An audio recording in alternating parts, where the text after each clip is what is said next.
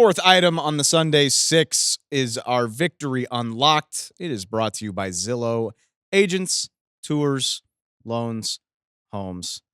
I bet you the San Francisco 49ers are hoping that a bye week spent at home will help them unlock a higher level of play. They get the win Sunday night in a weird game, 30-24 over their old rivals, the Dallas Cowboys.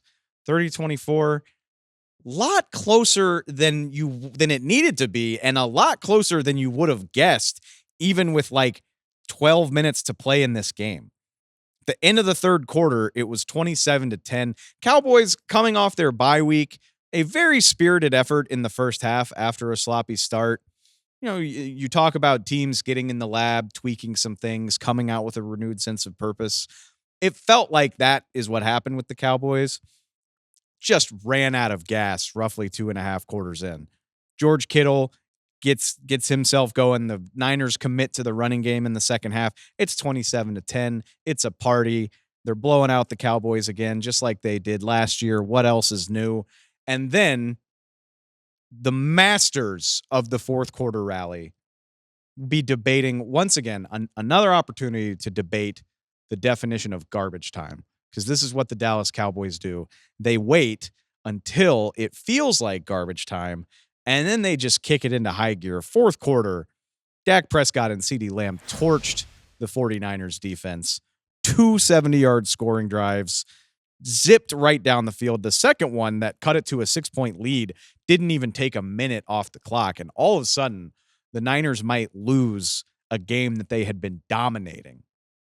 Very interesting. Like I said, Cowboys very good at kicking ass when it seems like things are out of reach. They force a 49er punt with time left in this game. Plenty of time on the clock for Dak Prescott to do his thing. 3:05 remaining when they get the ball. 4 plays, 0 yards gain, turnover on downs for the Cowboys. Dak almost threw a pick to Fred Warner. And then the brutal one, he looks for Kevontae Turpin down the sideline on a shot play. He's got him, drops a dime in perfectly for what would have been a huge gain that gives them a chance to go down and get the win, and it's dropped. Especially brutal because it looked like the same play they tried early in the game where Dak was hit on the throw and the shot to Turpin was intercepted because Dak just got lit up in the pocket. It would have felt so poetic if the Cowboys had connected on that play. Alas, they don't.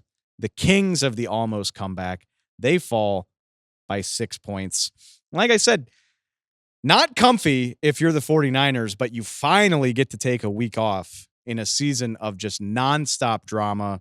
Maybe you can get Christian McCaffrey back and get Deebo Samuel a little bit healthier. Dude's out there catching 4 balls for 71 yards after being hospitalized with pneumonia and could have had a better day. Holding flag called back a huge long touchdown for Deebo. Yeah, just maybe rest up and hope you can be a better version of what we've seen. That said, they did commit to the bit, man. 36 carries for 223 yards, 2 touchdowns. It's Isaac Guerrero this time. I swear, the Niners are doing such a hilarious impression. Kyle Shanahan's dad's old teams in Denver, who just used to have a different star running back every year. Jordan Mason already doing a wonderful job filling in for Christian McCaffrey. He leaves with a shoulder injury. It's Isaac Guerrero, who goes 14 carries for 85 yards and a touchdown. Could have had 2, but he slid down at the end of this game. He's done that twice this season, giving up a very likely touchdown to help the Niners run out the clock. Good for him. Unselfish dude. But man, I hope San Francisco can get a little bit healthier. It just looked off for them. Everything looked a little more difficult. Brock Purdy used his legs a lot in this game. Cowboys kept him in the pocket, forced him to do things with his legs by doing a fairly good job in coverage. And that's the interesting thing.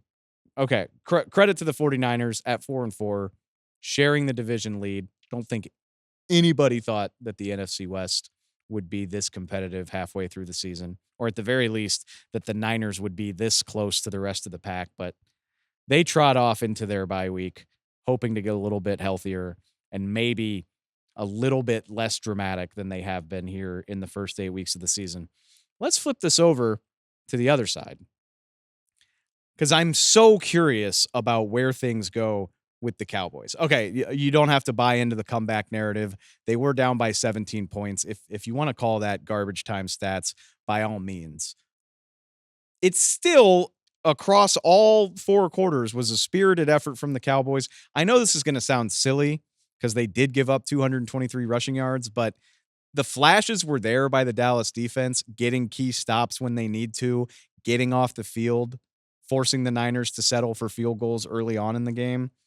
And Dak and CD Lamb did get on enough of the same page that maybe you feel like there's something to build on there. And right, they're a game below 500. Plenty of teams are in worse situations. But having said all that, the vibes with this Cowboys team just feel rough. Whether you want to talk about this offense that makes life incredibly hard on itself, the Dallas run game, once again, a complete non-factor, missed opportunities in the passing game outside of some fourth quarter heroics. Now you're seeing after this one, which again, this a 6-point loss on the road coming out of the bye week. Mathematically, all of your goals are still there.